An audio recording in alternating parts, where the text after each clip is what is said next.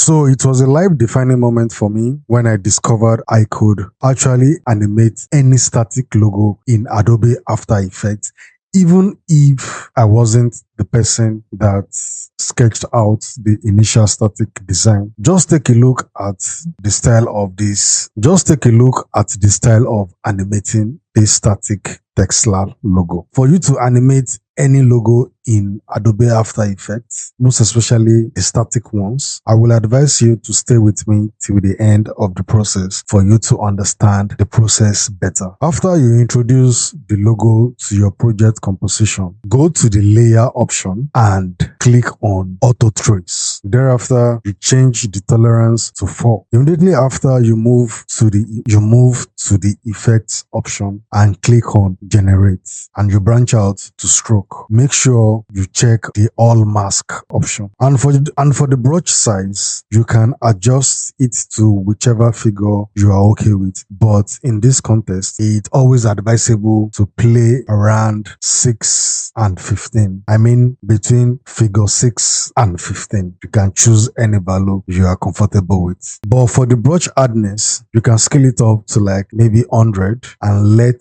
the paint size be transparent.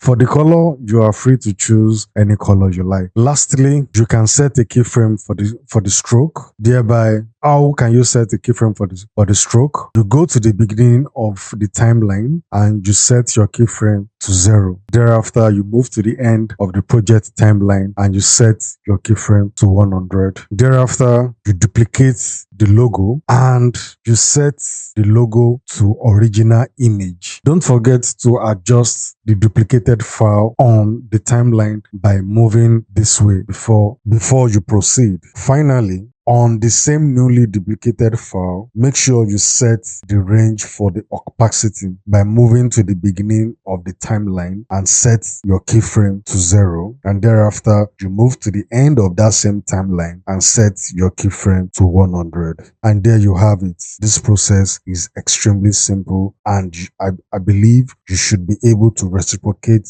this same procedure for any static logo you come across in your project. Above all, don't forget to like, share, and subscribe. Drop your comment for me. Drop your questions for me in the comment section. I promise to respond. Good luck.